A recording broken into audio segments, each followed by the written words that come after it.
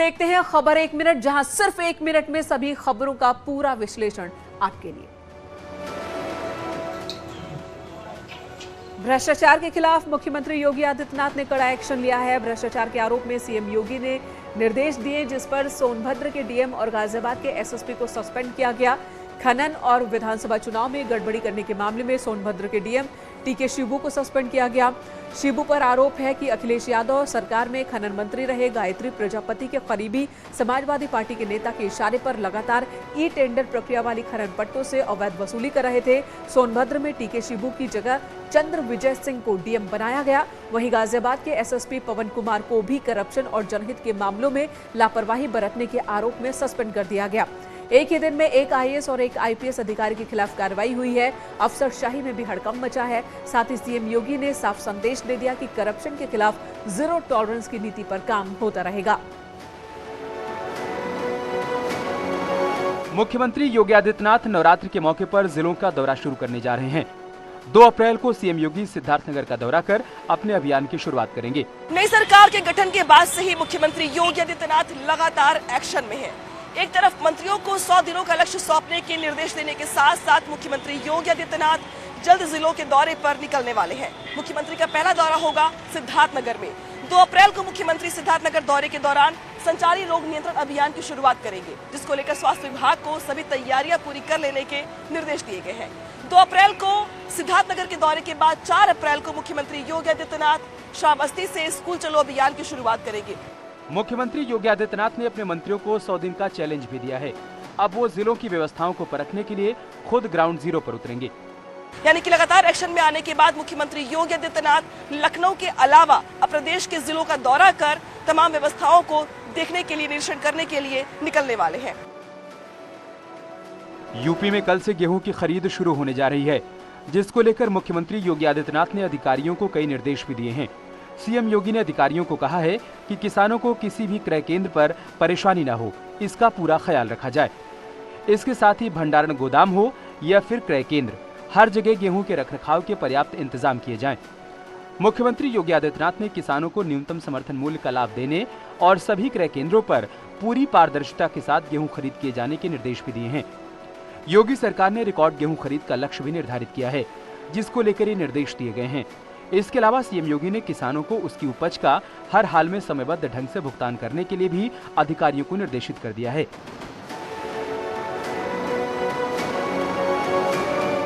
CM Yogi Adityanath ने BJP के तमाम बीडीसी और जिला पंचायत सदस्यों के साथ वर्चुअली संवाद किया। इस दौरान मुख्यमंत्री ने यूपी विधान परिषद के 36 में से 9 सदस्यों के निर्विरोध निर्वाचित होने पर खुशी जताई। सभा में भी गूंजता हुआ दिखाई दे, विधान परिषद में गूंजता हुआ दिखाई दे, प्रदेश की उच्च सदन में गूंजता हुआ दिखाई दे। इसके लिए 36 ऐसे सदस्य पूरे प्रदेश के अंदर चुने जाते हैं और प्रदेश के अंदर चुने जाने वाले इन 36 सदस्यों में से आज मुझे बताते हुए प्रसन्नता है, मैं धन्यवाद दूंगा उन सभी क्षेत्रों के मतदाताओं को जिन्होंने हमारे 36 में से 9 यानी 25% सदस्य निर्विरोध चुन करके पहले भेज दिए हैं। 9 निर्विरोध चुन करके चले गए हैं। जो निर्विरोध चुने गए हैं, मैं वहाँ के सभी मतदाताओं को और निर्वाचित जो हमारे सदस्य हैं उनको मैं हृदय से अभिनंदन करता हूं, उनका धन्यवाद भी ज्ञापित करता हूं। प्रगतिशील समाजवादी पार्टी के अध्यक्ष शिवपाल सिंह यादव जल्द ही बड़ा फैसला ले सकते हैं, जिसको लेकर आज दिन भर लखनऊ में हलचलें तेज रहीं। हालांकि शिवपाल मीडिया के सवालों का जवाब देने से बचते रहे। अभी कुछ नहीं। दिल्ली जाकर कोई फैसला लेंगे क्या? अभी कुछ नहीं, अभी उचित समय नहीं है, उचित समय का इंतजार करें। सीएम योगी से मुलाकात के बाद शिवपाल यादव ने पार्टी कार्यकर्ताओं के साथ बैठक की। हालांकि उन्होंने सही समय पर अपने पत्ते खोलने की बात कही। सीधे तौर पर कह रहे हैं कि अभी सही समय नहीं है, सही समय आने दीजिए। जो भी बात होगी उस पर नतीजा जो है वो आपको बताया जाएगा। दिल्ली में मुलाकात क्या हुई, किससे हुई, इन तमाम अटकलों पर फिलहाल शिवपाल जी सफाई नहीं दे रहे, लेकिन वो मना भी नहीं कर रहे। उधर शिवपाल के बीजेपी में शामिल होने की अटकलों पर निषाद पार्टी के अध्यक्ष संजय निषाद ने उनका स्वागत किया है। भारतीय जनता पार्टी सबका साथ, सबका विकास, सबका विश्वास करती है, सबके लिए दरवाजा खुले रखती है। जो इसके भारतीय जनता पार्टी के नीतियों का भारतीय जनता पार्टी के सिद्धांत का जो समर्थन करती है उसके लिए स्वागत है। यूपी बोर्ड के इंटरमीडिएट परीक्षा के पेपर लीक मामले में बलिया के डीआईओएस ब्रजेश मिश्रा को पुलिस ने गिरफ्तार कर लिया। उसके खिलाफ अब आपराधिका साजिश की धारा भी बढ़ाई जाएगी।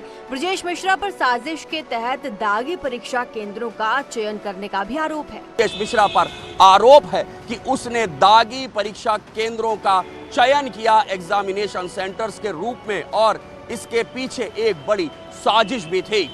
ब्रजेश मिश्रा के साथ एक सहायक अध्यापक अतुल ओझा भी गिरफ्तार किया गया है। पेपर लीक मामले में एसटीएफ अब तक 20 से ज्यादा लोगों को गिरफ्तार कर चुकी है। दोषियों पर एनआईसी की कार्रवाई के आदेश तक दे दिए गए हैं। वहीं बलिया से गिरफ्तार डीआईओएस ब्रजेश मिश्रा को आजमगढ़ जेल में शिफ्ट किया गया। देर रात बलिया कोतवाली पुलिस ब्रजेश मिश्रा को लेकर मंडल जेल पहुंची। गिरफ्तार सभी आरोपियों के मोबाइल में लीक हुआ इंग्लिश का पेपर मिला है। आरोपियों के मोबाइल कब्जे में लेकर एसटीएफ जाँच कर रही है। इस मामले में बलिया के अलग अलग थानों में 3 FIR दर्ज की गयी है। पेपर लीक मामले में गिरफ्तार बलिया के डीआईओएस ब्रजेश मिश्रा की संपत्ति को लेकर बड़ा खुलासा हुआ। प्रयागराज के सिविल लाइन के पौष इलाके में उनकी एक कोठी है। हनुमान मंदिर के पास ये कोठी है। ब्रजेश मिश्रा 2007 से 2009 तक बीएसए प्रयागराज के रूप में तैनात रहे हैं। करोड़ों का यहाँ पर मकान है। आप देख सकते हैं ब्रजेश मिश्रा की छवि यूपी में शिक्षा विभाग के अधिकारियों में, दागी और भ्रष्ट अधिकारियों में होती रही है। 2007 से 9 तक उनकी प्रयागराज में भी बीएसए के पद पर तैनाती थी। अपनी ऊंची पहुंच और रसूख के चलते ब्रजेश मिश्रा हमेशा ही शिक्षा विभाग में मलाईदार पदों पर रहे। बलिया में डीआईओएस पद पर तैनाती से पहले प्रयागराज में सहायक शिक्षा निदेशक पत्राचार के पद पर तैनाती थी। मूलतः बिहार के रहने वाले ब्रजेश मिश्रा के पास बिहार में शॉपिंग मॉल होने की भी जानकारी मिली है। एसटीएफ के रडार पर तमाम वो संपत्तियां हैं, किस किस शहर में कहां पर कैसे किस आय से संपत्ति खरीदी गई है। अब इसकी जांच होगी और निश्चित तौर पर बलिया डीआईओएस जो कि गिरफ्तार भी हो चुके हैं ब्रजेश मिश्रा, उनकी मुश्किलें आने वाले दिनों में बढ़ सकती हैं। यूपी में आवारा जानवरों की समस्या से किसानों को जल्द ही निजात मिलने जा रही है। शाहजहांपुर पहुंचे पशुधन मंत्री धर्मपाल सिंह ने कहा कि आवारा पशु की समस्या को जल्द ही सुलझा लिया जाएगा, जिसके लिए रोड मैप बनाया जा रहा है। तो ये छुट्टा पशुओं की पूरे उत्तर प्रदेश में एक समस्या है। ये समस्या किसान के सामने भी है और पशुओं के भी सामने है। पशु यदि किसान के खेत में ना जाए तो फिर क्या करे, और किसान यदि अपने खेत ना रखावे तो वो किसान क्या करे, दोनों की समस्या है। तो इसलिए सबसे पहले हम पशुओं का जो छुट्टा पशु हैं।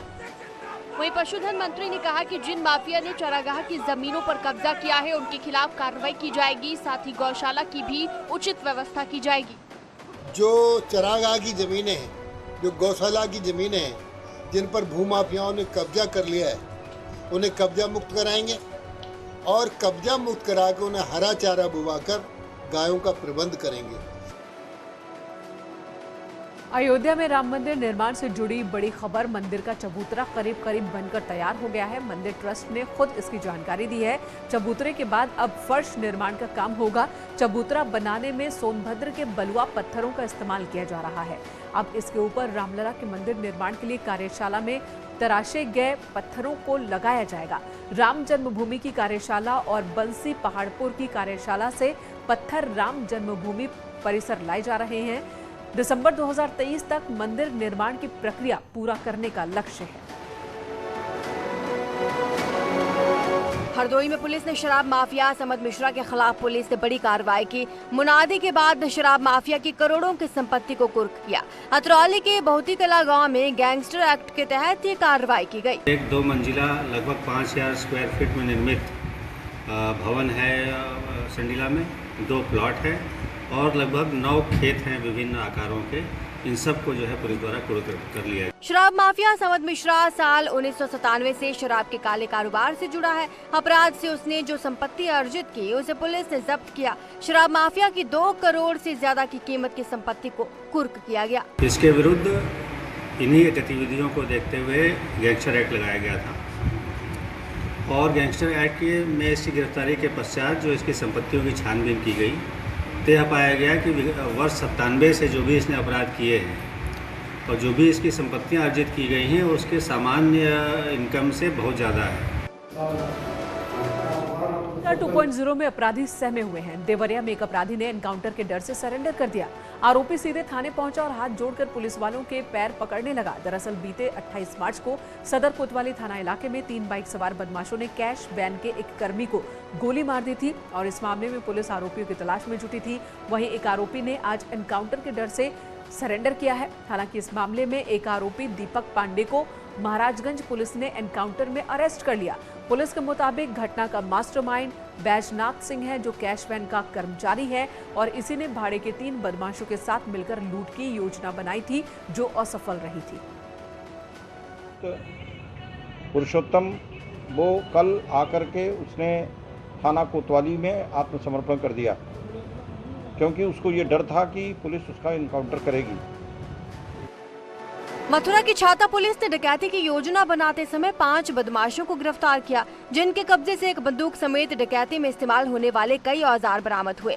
बरसाना तिराहे के पास से बदमाशों को पकड़ा गया। इन बदमाशों के खिलाफ कई मामले दर्ज हैं। ताकि पुलिस द्वारा चेकिंग के दौरान कुल 5 शातिर अभियुक्तों को डकैती की योजना बनाते हुए गिरफ्तार किया गया, जिनके पास से 2 चोरी की मोटरसाइकिल, 2 नुकीले सरिया, 1 लोहे का सब्बल, 1 बंदूक, जिसके साथ 5 जिंदा कारतूस बरामद हुए हैं। उधर महाराजगंज में पुलिस ने मुठभेड़ के बाद 25,000 के इनामी बदमाश दीपक पांडे को गिरफ्तार किया, जो 2 दिन पहले कैश वैन लूट की वारदात में शामिल था। पनियारा के भौराबारी पुल के पास ये मुठभेड़ हुई है।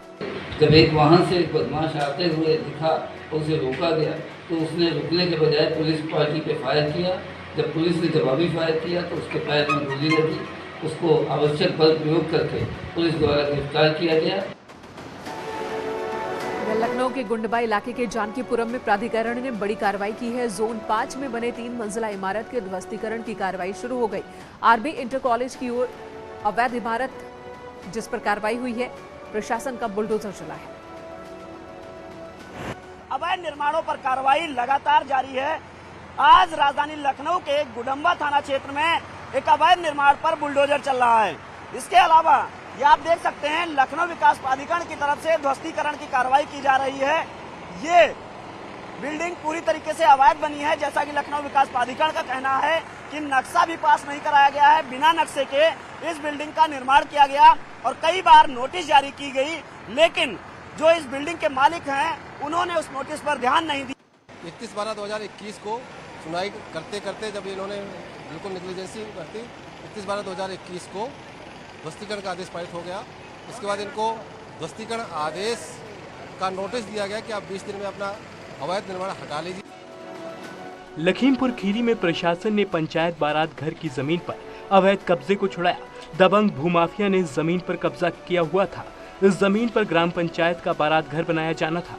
पुलिस और प्रशासन के अधिकारियों ने मौके पर पहुंचकर ये कब्जा छुड़ाया।